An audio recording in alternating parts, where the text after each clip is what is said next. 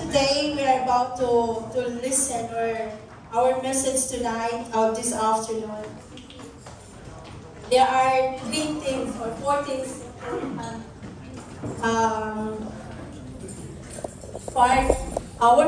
as part of the Christian life. Ang Christian life natin.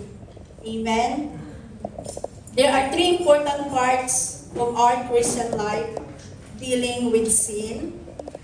Okay? We were learning about sin and faith. Okay?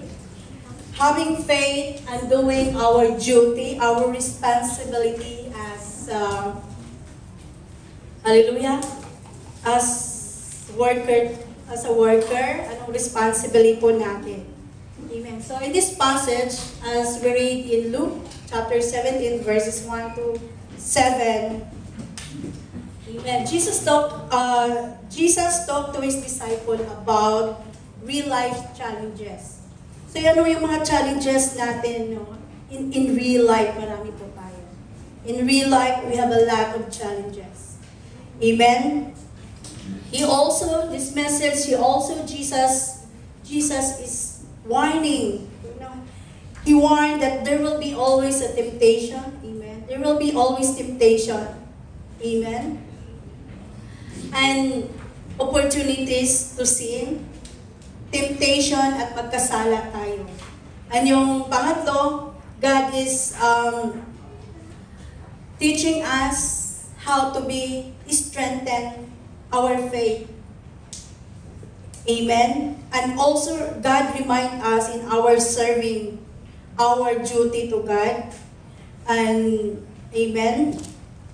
So as we go through our message today, as there's the scripture read, amen. Okay.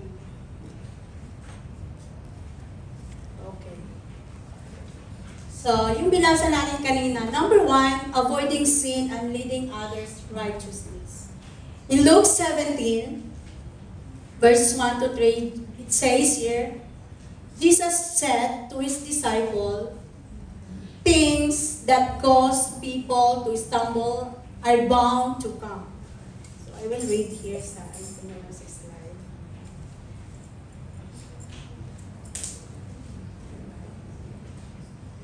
I will read again. Jesus said to his disciple, things that cause people to stumble are bound to come.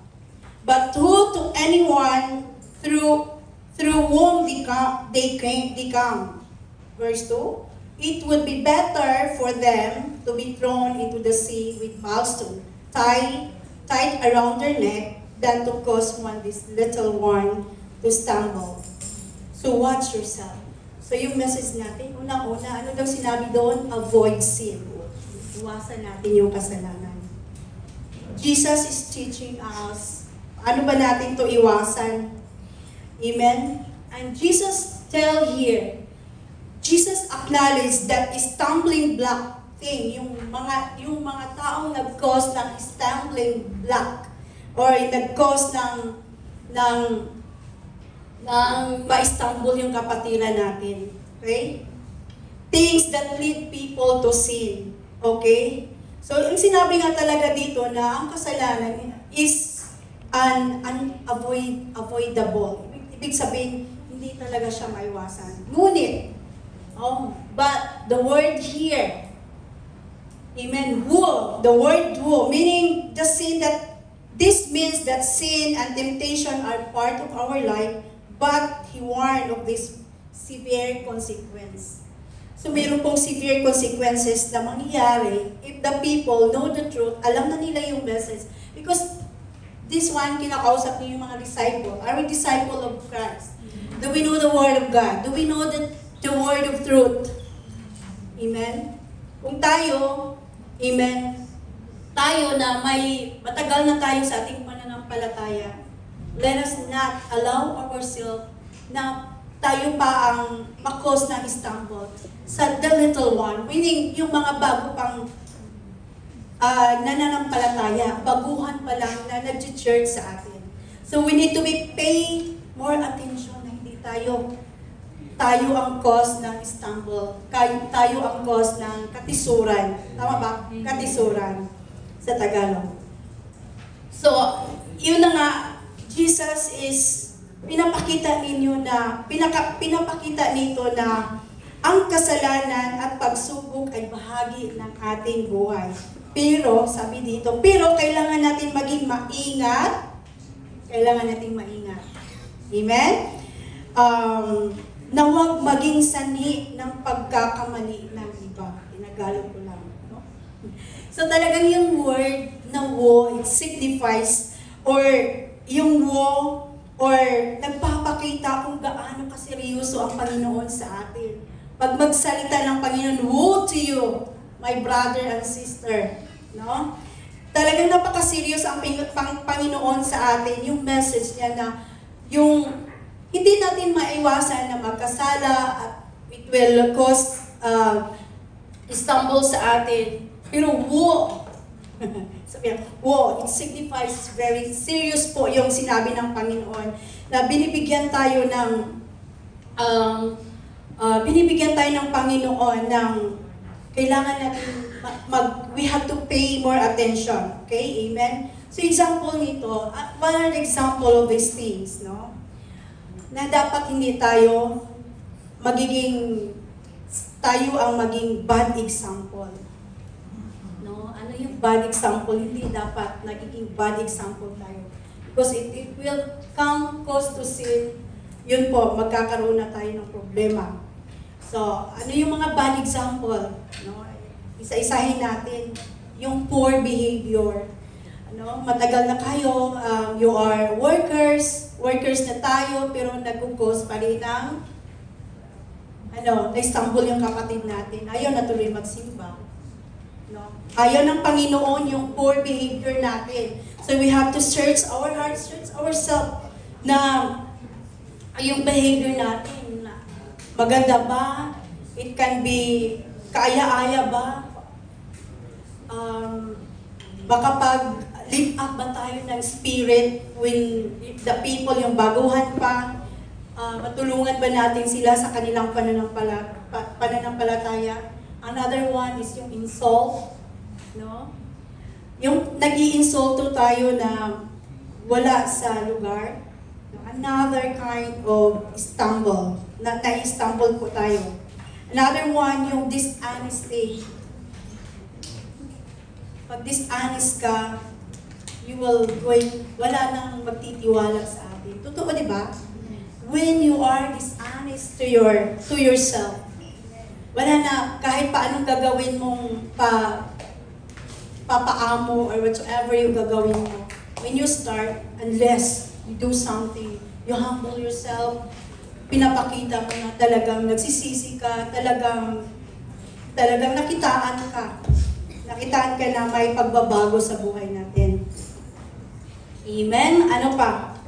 Lalo na it really lead, ito po yung nag-lead ng mga kasalanan, especially sa mga baguhan pa. So, yung mga, another thing is influencing other negative. Pag negative ka naman, ikaw nga may pananampalataya, pero negative pa rin yung thought mo, yung hearts mo. Sabi ng Panginoon, trust with all your heart, pero nagda-doubt ka pa rin. We are causing stumble. Amen? Kasi negative na ang binibigay mo. Amen? Ito pa, pag-akit sa kasalanan. Imbes na tulungan natin silang i-lift up, anong ginawa natin? Tinutulungan pa natin silang lalong gumawa ng kasalanan, which is wrong.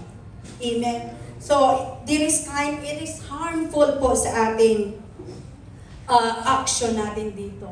Now, we are really neglecting the well-being of the new believers. Amen? That cause other to sin. Tempting to others. Amen? Leading others into temptation or engaging in behavior that provoke their sin can also be serious issue. Sabi ni Jesus emphasized that causing to sin has severe consequences from God. So it is really important that we should be being mindful. Saan ba tayo magiging mindful? Mindful tayo sa ating action. Amen? We are mindful to our, and yung ano ang magiging impact sa mga taong nakakita sa atin, nakapaligid sa atin. Pangalawa is leading other righteousness. In verse 2, sinabi dito, it is would better to them to be thrown into the sea with a millstone tied around their neck than to cause one of these little one to stumble. So hindi po talaga to biro ang message dito. Talagang ang message ni Jesus dito talagang hindi biro. Now, if we cause stumble, talagang sasabitan tayo ng gilingan, tama ba? Gilingan na itatay up sa ating neck, tapos itatapon ka doon sa para hindi ka lulutang. So sobrang matindi yung message na yan. Now we need to be careful of what we are doing. We need to be careful of what we are saying, our action, our word talagang we need to pay more attention. Kasi gusto ng Panginoon, we should lead these little ones, yung bago pang nanampalataya, we should lead them into the path of righteousness. So, kailangan natin ipapakita sa kanila ang tamang landas. Amen? So,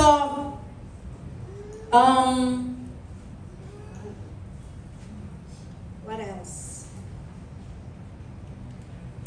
So, meron talagang punishment dito. No, yung when you cause to sin others, na ikaw pa ang nangunguna sa kasalanan, humanda kayo. Amen.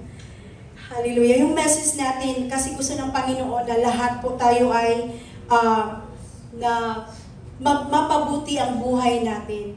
We should be a good example to others, na hindi tayo magiging sanhi sa pagkakasala ng ibang tao.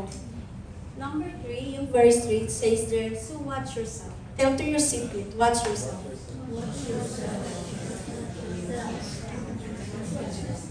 Kulang. Watch yourself. Okay? So, Jesus called His follower to be vigilant of their own conduct. So, ito, watch yourself. Magiging vigilant tayo. We need to pay attention, amen, in our own conduct. So, talagang we have to examine. Hindi naman talaga, sobra naman to sa pastora. Totoo naman, God says there, it says here, we need to pay more attention. Amen? Sabi nga, ng verse 3, watch yourself. So, talagang magiging vigilant po tayo. We need to examine our lives that we are not caused or we are not leading others astray. So kung hindi natin sila mapariwara ang mga bagong may pananampalataya, bagong nananampalataya. Amen? So, basahin natin. Sabi nga, if anyone causes one of these little ones who believe in me to be stumbled. So, again, no, sa ibang in the book of Matthew, sinabi dito, it would be better for them to have a large millstone hung around their neck and to be drawn in the depth of the sea. So, hallelujah. What is the application here? Sabi nga ng application natin, we must be vigilant in our actions and influence. So, sino pong mga influencers dito? Mga vloggers. Kung vloggers kayo, dapat magiging influencer kayo sa kingdom ng Panginoon. Huwag na natin i-influence yung mga makalaman, mga bagay na makamundo na is not helping our spirit. It's not helping our spiritual life. It doesn't help our journey to God.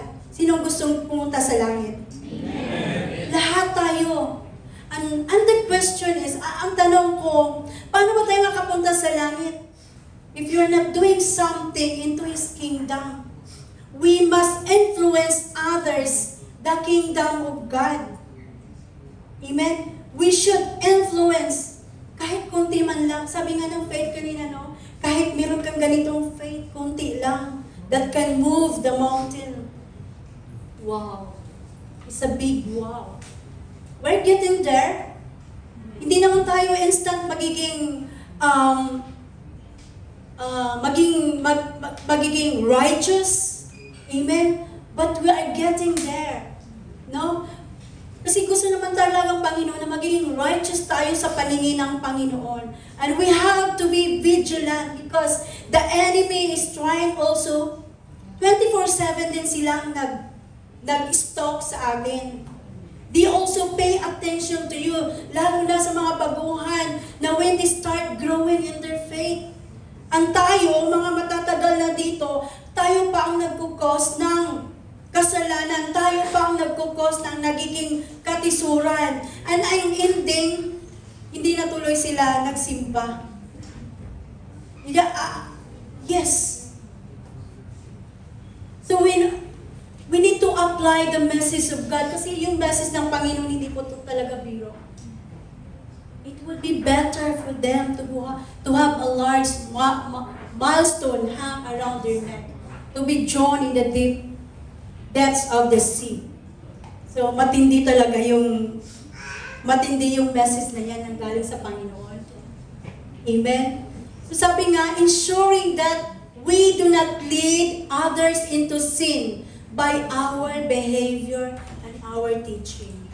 So, alalahanin natin, kumusta lang yung behavior natin? It goes to stumble na ba? Or are we leading them into the path of the kingdom? Are we leading them into the path of righteousness? Amen? Another one in Proverbs 4, verses 14 to 15. Sabi dito, do not set foot on the path of the wicked or walk in the way of evildoers. Avoid it. Do not travel on it. Turn from it and go on your way. So meron akong prepare dito sa Tagalog. Gusto kong basahin sa Tagalog. Ang daan ng kasamaan ay huwag mong lalakaran. Amen? Kung alam naman natin, yung daan na ito ay nagkukos ng kasalanan, are you going to go there? No. No, di ba? Alam na natin ano ang mali at tama. You have the Word of God. Are you reading your Bible? Are you reading your Bible? Day and night. Lupig kayo ni Hor at ni Elisha. Pagising nila sa umaga, I practice them to read their Bible. Natapos na nila ang book of John. And then after they reading every chapter, I ask them what they have learned. Even this kind of kids, we can lead them or teaching them. Kasi marunong na silang magbasa. And as I observe them, nagkakaroon sila ng excitement. Kayo ba, do you have an excitement kapag nabasa nyo yung message ng Panginoon? Or binabasa nyo lang without understanding? Sometimes like that, no? Same with me. Binabasa ko, sometimes, ano ba yun, nakalimutan ko na. So, nabasa ko na yung book from Genesis to Revelation, but no. Masasabi ko pa rin na we need to renew it day by day. Diba? We have to renew it day by day. Kasi ang sinabi ko kanina, yung enemy, 24/7, hindi po assurance. You are active every day sa gawain ng Panginoon. But the enemy is very cunning. Amen? The enemy is very cunning. So you must be pay attention. Kasi hindi po talaga assurance na araw-araw ka na sa gawain. Pero you are not mindful of what you're doing. You're not, ginagawa mo na lang ito as your activity every day. Pero wala na po dito. Wala na po dito. Parang nagiging robot na automatic. Gigising ako, ganitong oras, atin ako ng Bible study. Atin ako, pero wala po dito. Wala po dito. So we need to be pay attention. Sabi nga, we should not walk. Ang daan ng kasamaan ay huwag mong lalakaran. At ang buhay ng masama. So alam natin yung taong ito ay namumuhay sa kasamaan, gusto mo pa rin sumama. No. We're not allowing, hindi na po natin i-allow yung sarili natin na sasama pa rin tayo doon. Alam natin that it lead us to sin. Yung mga taong ang buhay nila ay masama. Sabi nga dito ng Bible, at ang buhay ng masama, huwag mo ngang tutularan. It is clear? Clear ba ang sinabi ng Bible? Na huwag nating tutularan sila.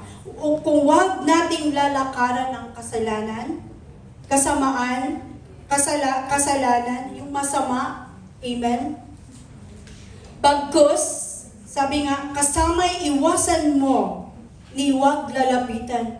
God. Please, sabi nga ng message, no? Pag alam na ninyo, kahit na, sabi nga ng message, huwag niyong lalapitan. Kasi the enemy is very cunning talaga. Papakitaan ka ng maganda. No, we know na ang mundo ay gusto nating easy way. Gusto natin madalian. Tuloy, napunta tayo sa bungi. Napunta tayo sa mga hindi magandang tao. What I mean is, literal ba? Hindi. Yung napunta tayo sa hindi tamang tao. Kaya ang nangyayari, nagkalitsi-litsi ng buhay. Tama ba? We are like that before. At kinukonsinti pa natin yung kasamaan. But glory to God. God reach out. God take out us from that darkness. Nilayo tayo dyan. When we hear the message and you obey, kaya nandito kayo.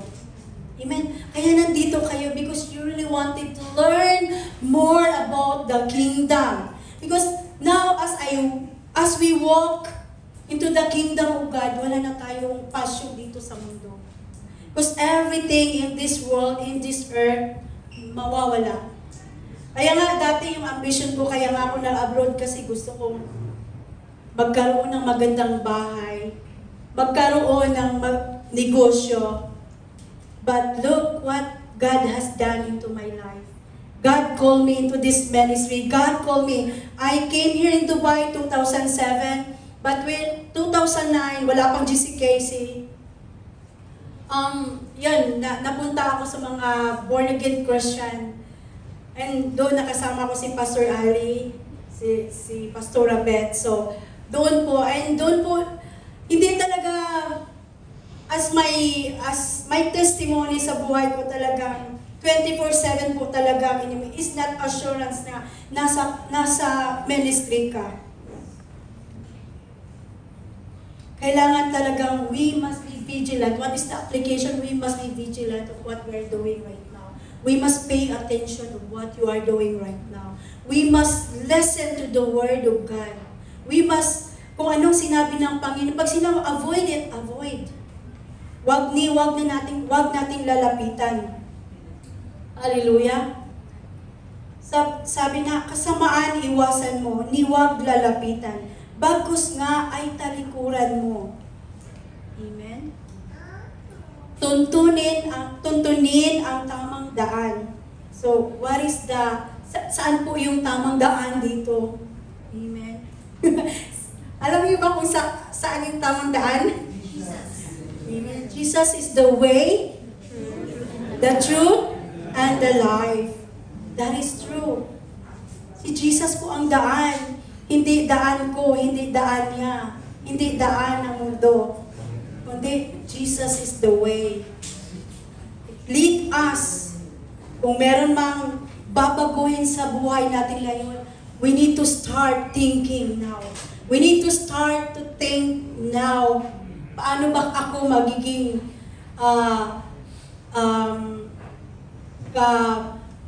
anong tawag niyan? Paano ba ako magiging servant ng Panginoon? Paano ba ako magiging effective servant ng Panginoon? Amen?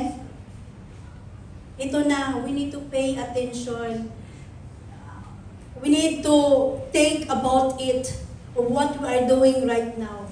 Kung nagpunta lang tayo para makita ninyo ang pastor ninyo, mga pastora ninyo, may crush-crush dyan, mali yan. Kasi, I've been there. Pumupunta lang talaga dun sa church pala kasi gusto niya makita akong kakanta. Gusto niya makita akong sasayaw dyan sa tamborin. Pero their heart is too far kasi meron siyang wrong motive. Pag pumunta kayo dito na wrong motive yung heart niyo, wag na kayo magsayang ng oras. Do not waste your time. Kasi masayang lang ang oras ninyo. And we are here, nandito tayo para, ano yung goal natin? Lahat tayo ay mapunta sa langit. There are only two way. Dalawa lang ang daan, heaven and hell. Wala na pong purgatorio or whatever. Sabi ng pinsan ko, kasi yung pinsan ko, bading kasi, sabi ng mama ko, we can kill. Hindi ka mapunta sa langit kasi nagaganyan. And we know, walang problema magiging bading ka or maging tomboy ka as long as wala kang ginawang masama. No? Ang kasalanan doon kung gumawa ka ng kasalanan. Okay? When you commit sin, yun na nga. Yun na yun. So, ang nangyayari, sabi ng mama, alam mo ba, may sabi doon na kapag ang ganitong mga, sinabi nga, ganitong, sabi niya, kung hindi ako mapunta sa langit, pupunta na lang daw siya sa rainbow. Sana kung meron pang rainbow, doon daw siya maglatay-latay.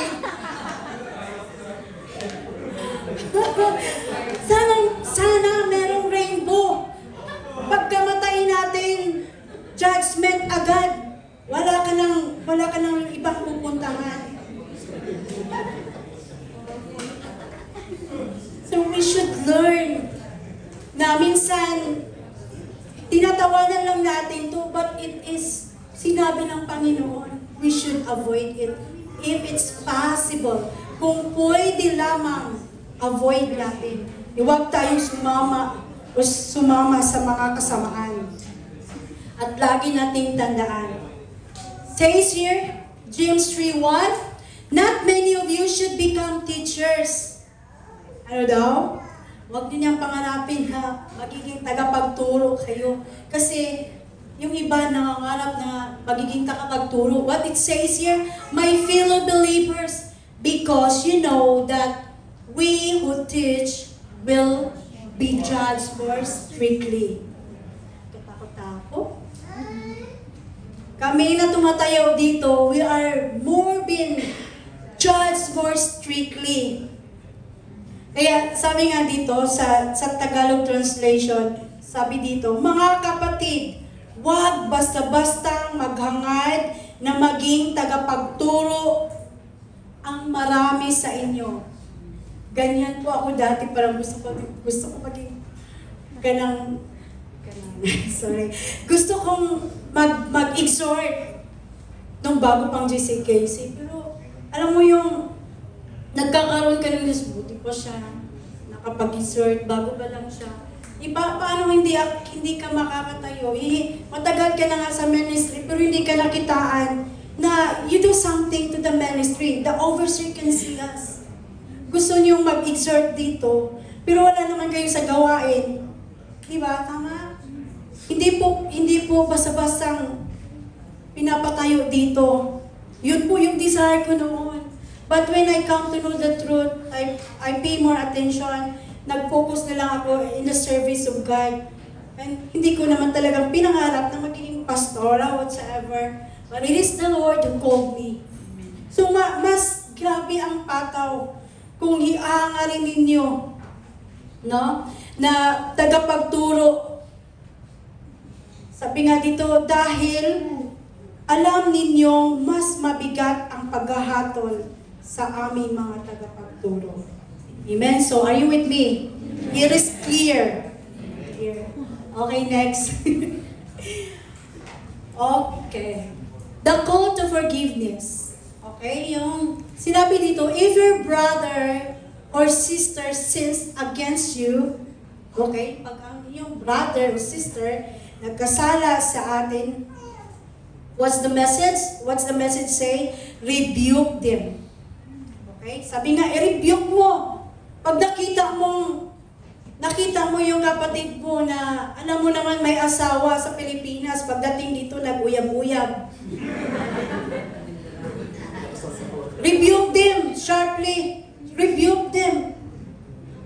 Feeling dalaga, feeling ulitaw, tapos maraming obligasyon sa Pilipinas. What will happen? Are you, para bang tinutolerate mo sila? Hinahayaan mo lang. You have the Word of God. You have the message of God. You have the Word of truth.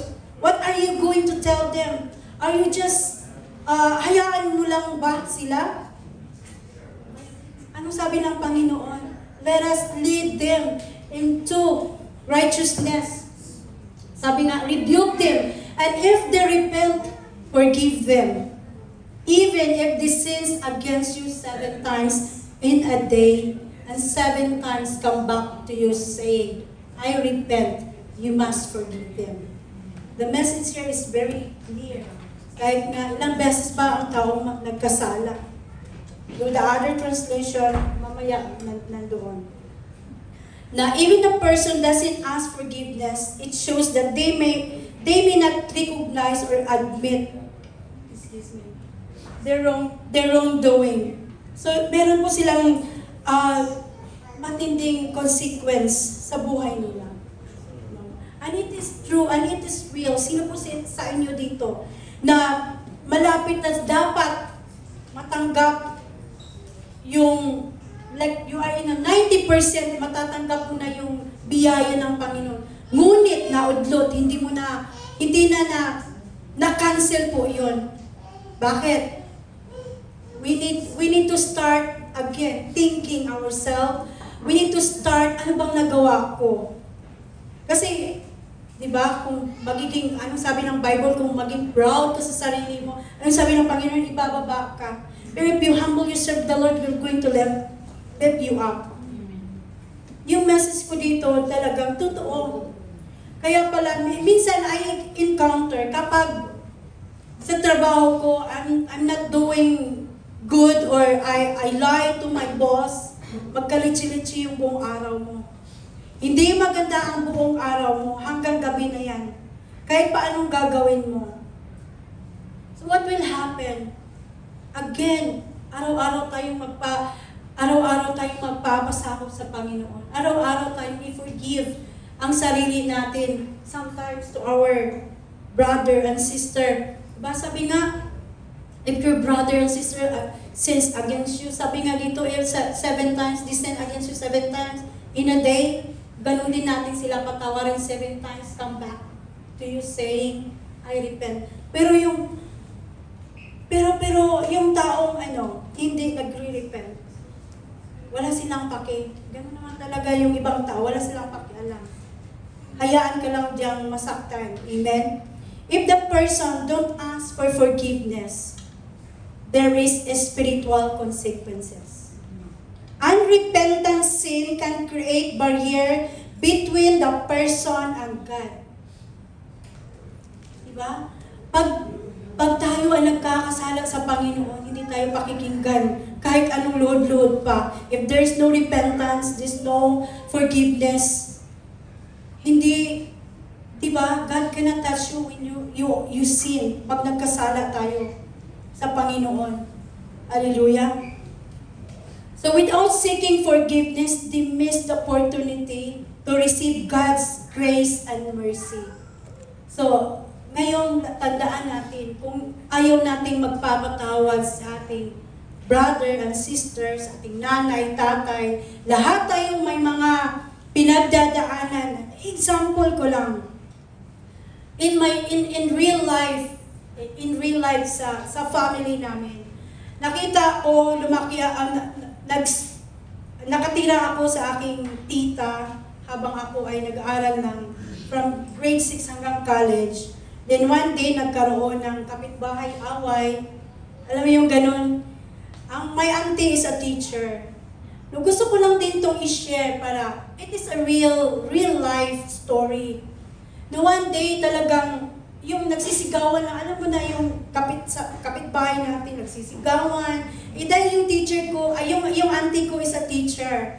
So, mataas yung pride. Tapos, yung family relatives lang din kami. Tapos, nag-away-away lang dahil sa basura na tinapon doon sa harapan ng bahay namin. Nag-away na hanggang napunta na sa kapitan. No, hindi masitol sa kapitan, napunta na doon sa malaking, sa judge na talaga. And nandun ako.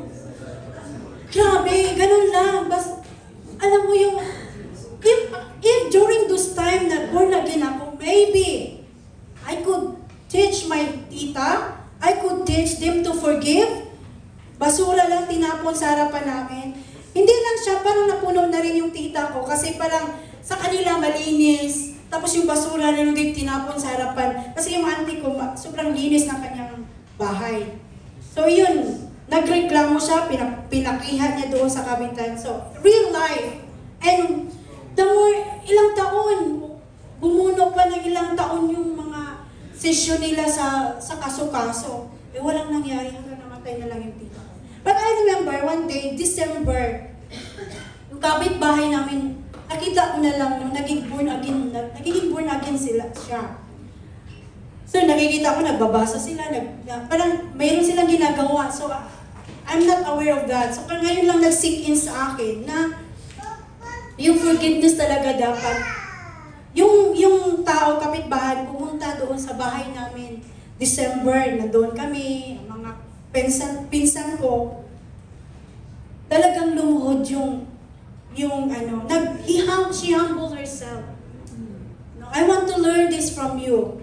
Because you will be the one who judge. Lumuhod yun sa auntie, patawarin mo na ako, auntie.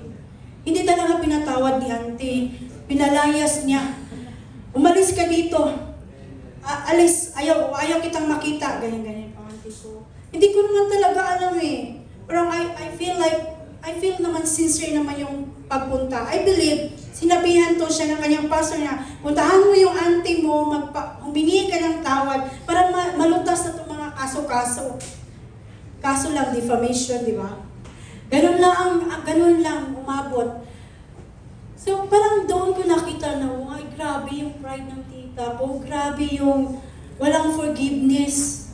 Nandoon pa rin dahil teacher siya or meron siyang, I don't know ano ang kanyang pinaglalaban. Pero now we know that when we know the word of truth that we must forgive. Diba, para magkaroon tayo ng peace. Ay, nakikita ko yung tita ko, wala talaga siyang peace. Nagkasakit siya, wala pa siyang balo siya. So parang, I feel so, ngayon na nagiging born again Christian ako, nakita ko yung light na yung taong walang forgiveness, walang peace of mind. Nabaon sa utang, yung bahay niya, bangko ng may-ari. Parang napakasalimot, huwag na natin antayin ng ganyan. Ngayon na meron na tayong salita ng Panginoon na tinuturuan tayo na magiging kontento. Amen? So yung sinasabi ko dito, yung forgiveness can give you peace of mind, peace ang iyong pamumuhay, peace kayo lahat. Alam mo yung Bisaya, ang dami daw meaning ng peace. Peace? Yung mukha, face. Phase 1, phase 2, phase 3, phase 4. Nag-joke lang ako. Amen. So, kailangan alahin peace of mind. So, naalala ko lang, kung gusto mong peace, we need to repent, we need to forgive. Ang sinabi doon, we should have a good relationship to each other. Kasi, nung na-born again ako, na ito palang gusto ng Panginoon, I hate my mom, my dad, all of them. Pero nung naanuhan ko, even to the point na kino-course ko na sila. But kinabahan ako nung parang tumagos yung mga message na nababasa ko habang nagpapasakop ako sa Panginoon, talagang bumalik ako sa parents ko and I ask forgiveness. Kayo, sa kapatid ninyo, mga nanay, tatay, amen, balikan niyo sila. Ask forgiveness para magiging peace.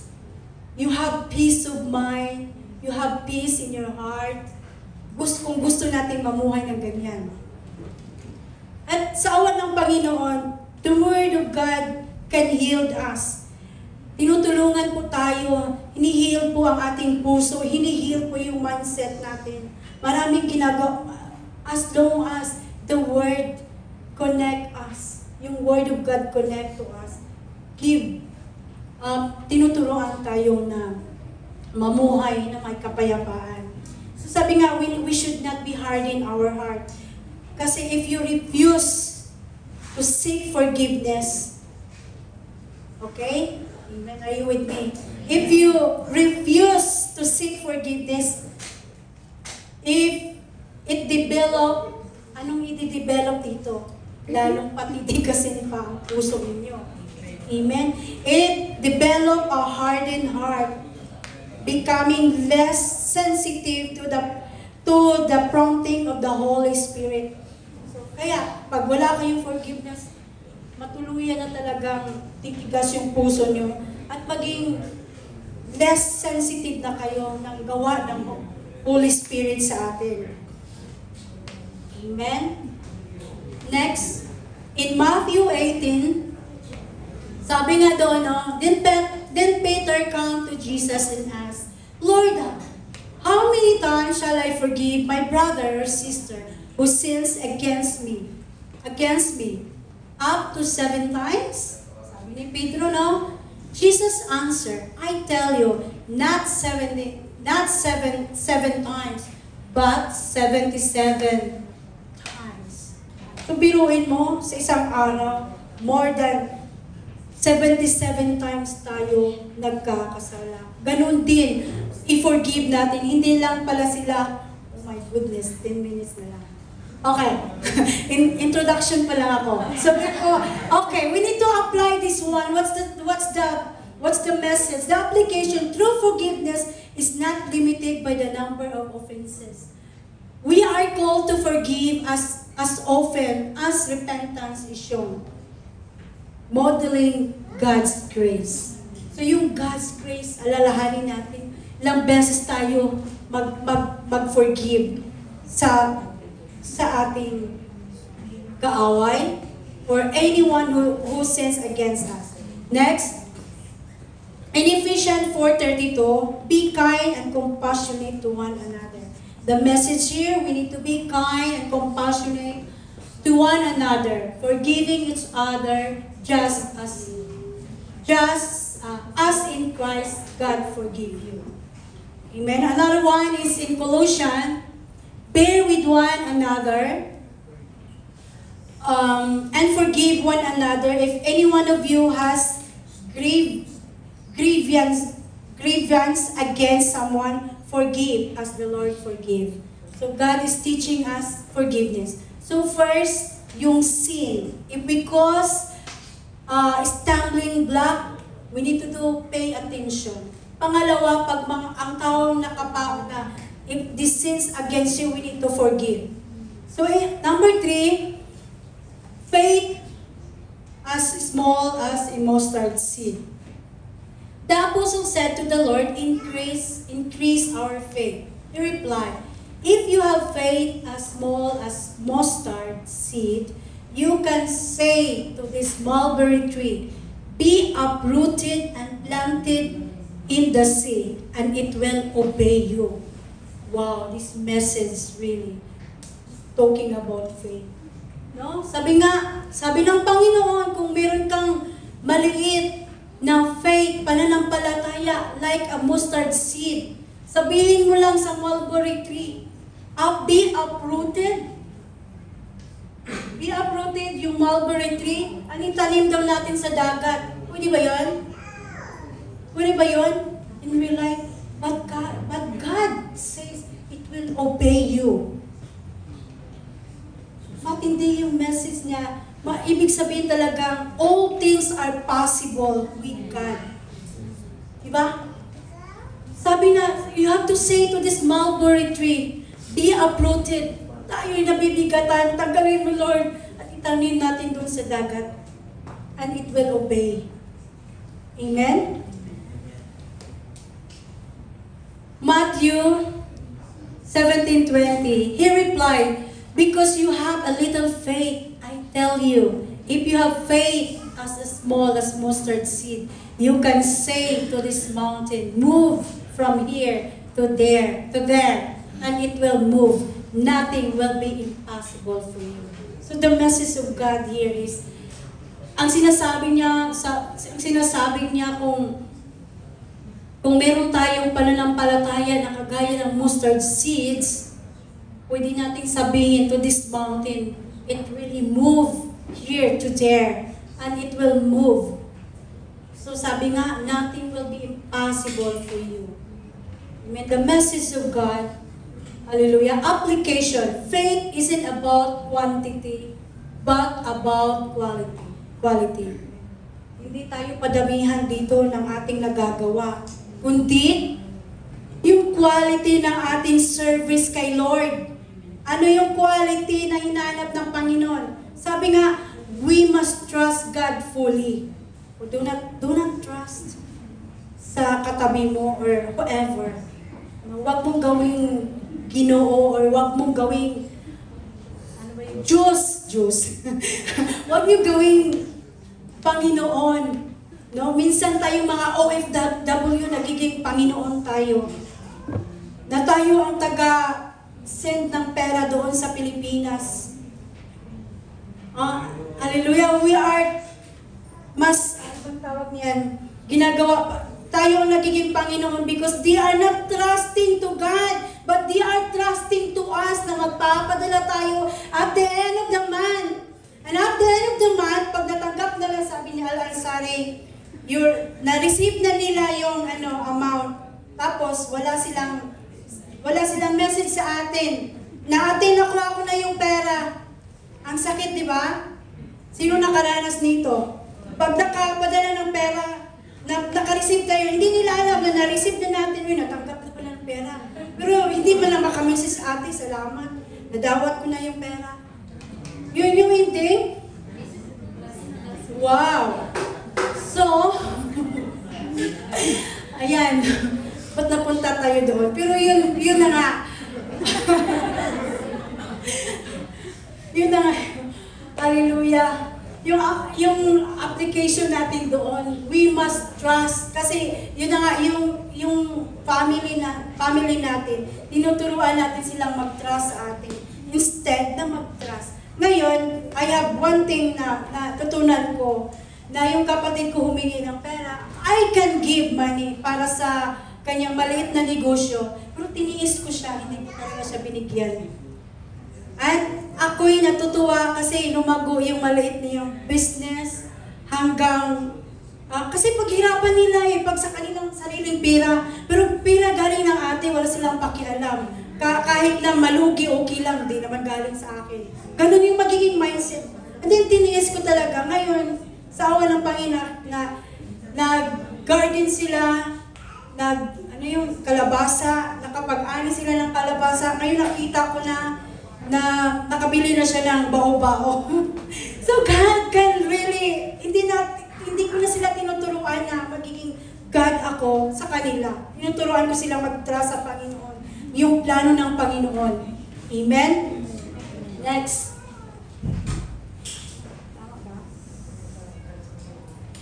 Hebrews 11. Now faith is a confidence in what we hope for, an assurance about what we do not see. Amen? So faith is a confidence in what we hope for. Faith involves a strong belief. Amen? Tell to yourself, faith involves a strong belief. Strong belief. Amen. Kasi sinabi, in what we expect or hope for, even though it's not yet nangyayari, it's a trust in the promises of God and the future comes. He has assured. Kaya kahit na hindi pa tayo assurance, pero nananampalataya tayo sa Panginoon. May pananampalataya tayo.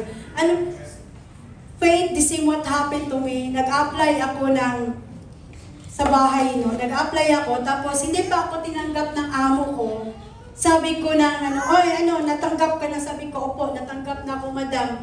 Pero napaka-imposible kasi pinapahanap lang ako ng isang araw. Wala pang isang araw. Sinabi ko, natanggap, pero hindi ko pa alam, tanggap ako. Pero kiniklaim ko yun. And the next day, tinawagan ako ng employer na, can you come with us and start working? Wow!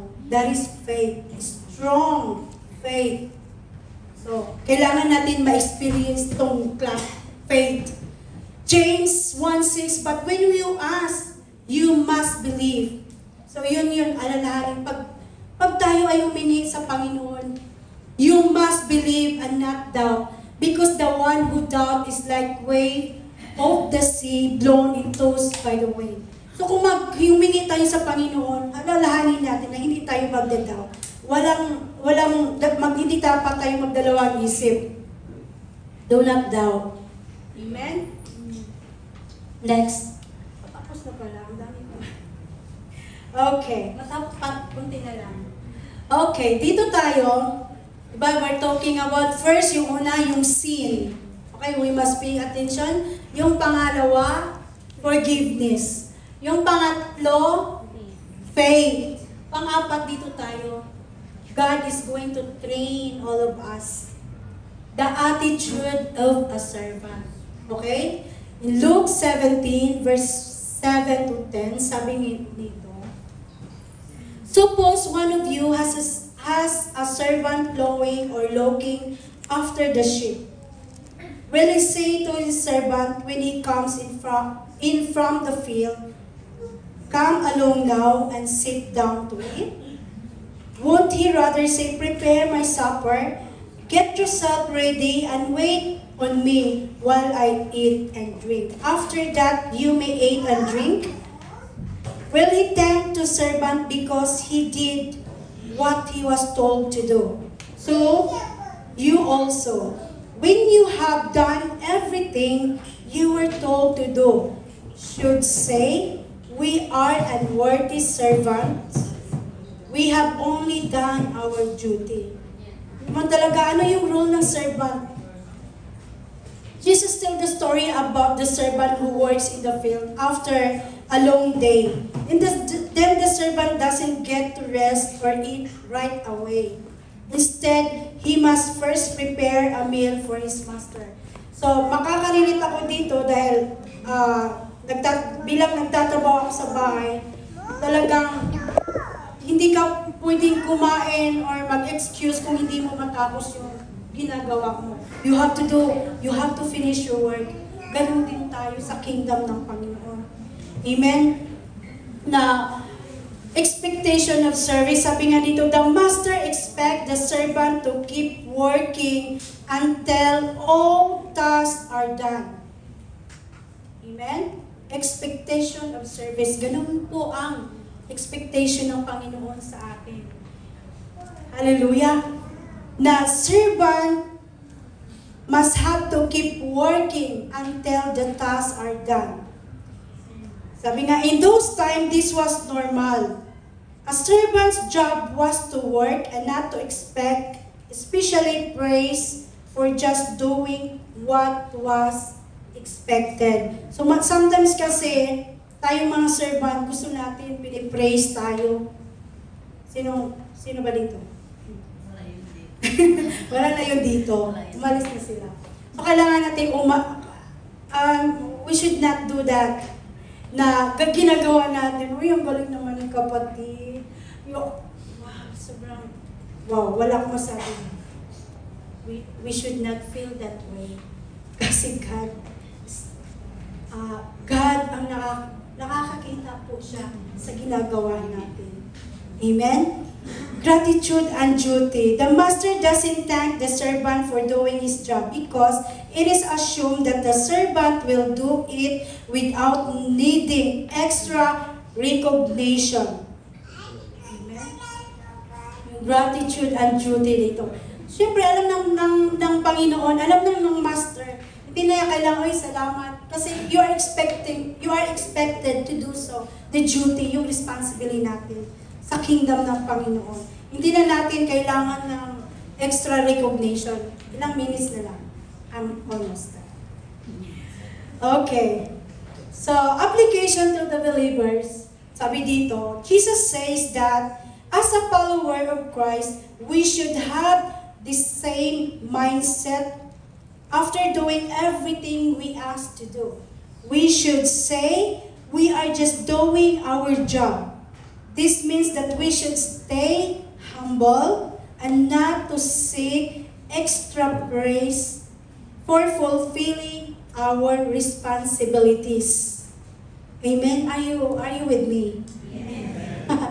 So, hindi na natin kailangan na mag-expect tayo ng extra praise to fulfill our responsibilities. So, the application here, we should serve God with humility, recognizing that our service is simply what we owe Him. Okay? Not a basis for boasting. So, our talent, our service to God, ano daw sabi? It's not basis for boasting. It should be our talent. It should give praise and honor sa Panginoon because He was the one who gave your talent. He is the one give you that. So, kung anong mga talent tayo na pwedeng ikakabuti sa kingdom ng Panginoon, let's do it. Amen? Hindi kagaya nung nasa worldly pa tayo, gusto natin self-centered ka, self-praise, lagi ka lang pinupuri. Amen? In Romans, next.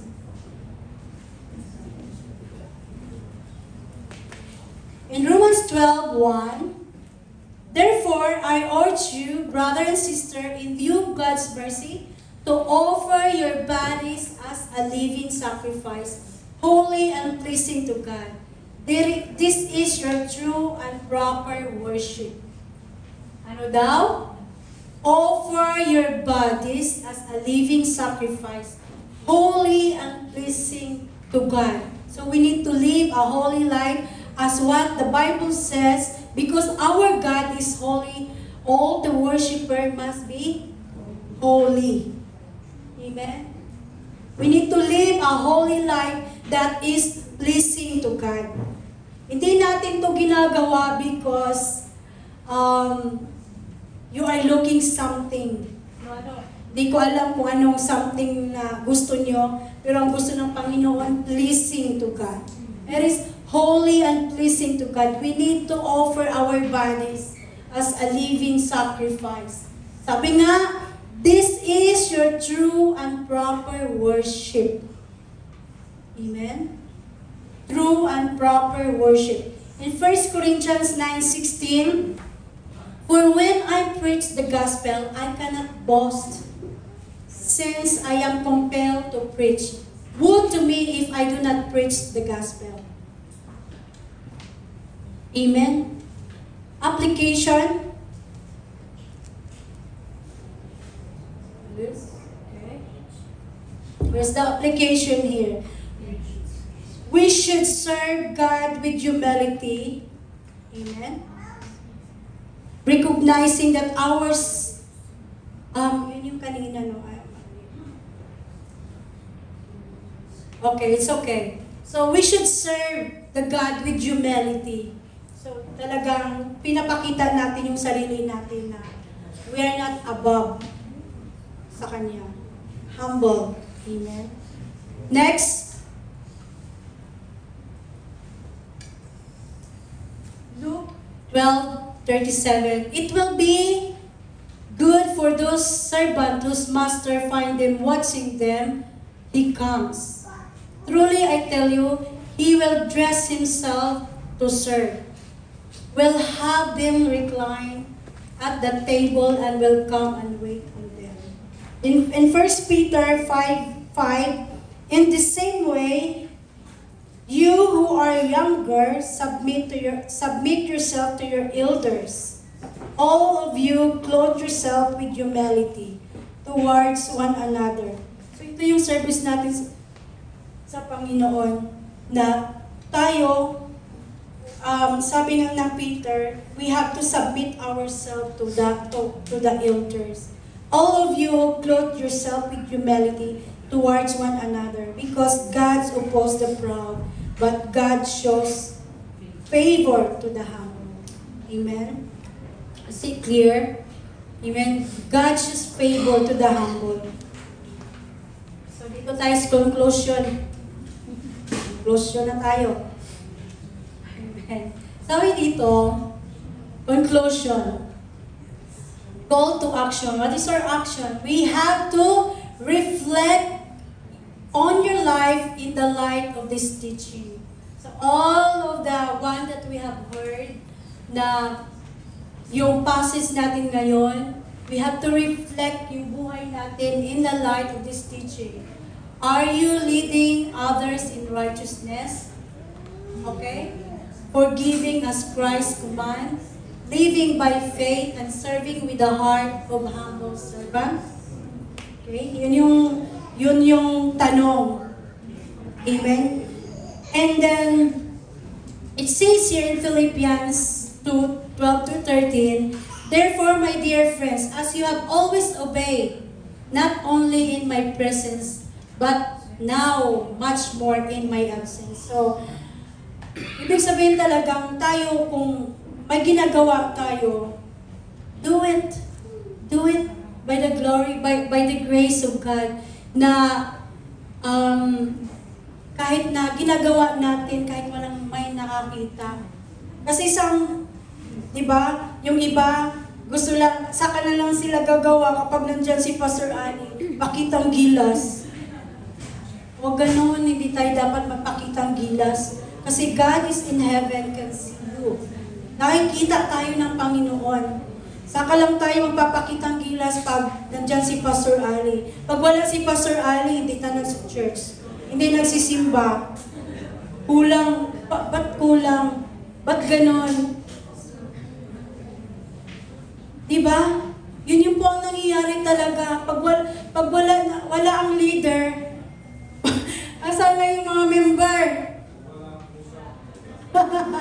Diba? Ganun po. Ginagawa po natin that we should do it by our heart. Now, without grudging, without yung yung word na ito na kahit walang nakakita sa atin, ginagawa pa rin natin yung duties natin. Yung responsibilities natin, ginagawa pa rin natin. Amen? Sabi na, continue to work out your salvation with fear and trembling. Amen? Kung gusto natin ma-receive yung salvation, continue. Continue to work out your salvation with fear and trembling. Sabi nga, fear and trembling. Talagang may takot, may panginginig pa ako, di ba? Nanginginig ba tayo? Pag sometimes, pag nagkasala, parang wala nang nangyayari, parang, yun na nga, is not filled by the Holy Spirit. Wala na po ang Espiritu Santo sa Kanya, umalis na. Amen?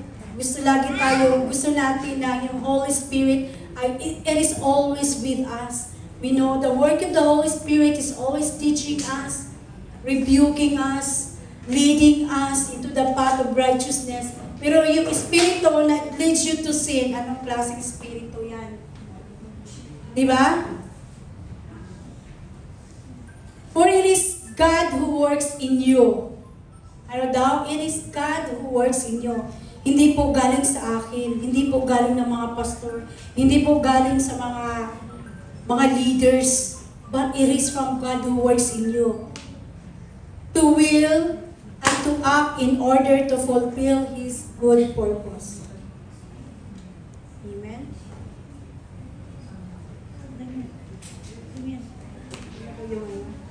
Yun na ba yung last? Amen? So, yung gusto ko lang mag-iwan ako ng konting story before I end this one. na it really realized sa atin in our walk to God. Parang we have to reflect this story, no? Yung story dito, high school, yung high school na bata, nagsabi na paalam sa kanyang tatay, meron kaming overnight party doon sa kaibigan ko, sa classmate ko. Sabi ng, para papayagan siya ng kanyang tatay, she do the task, daily task sa bahay nila. No? Pero nakita ng tatay na talagang, dahil may gusto yung anak niya na payagan siya sa party ng kanyang kaibigan, ginagawa pati yung gawain ng kanyang kasama, yung kapatid niya. So ngayon, kahit na nakikita ng kanya, we have to remember this, that God can really sees us.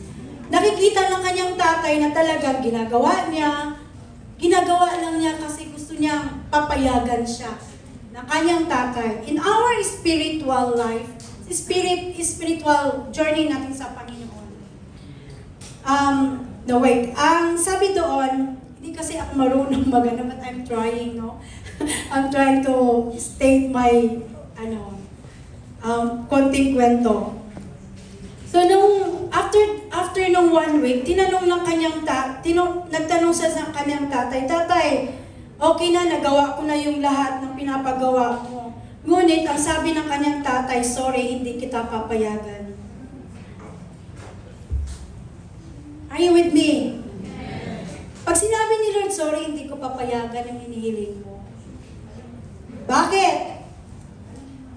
Alam mo na, napilitan ka lang gumawa dahil may gusto kang makuha. God doesn't allow that.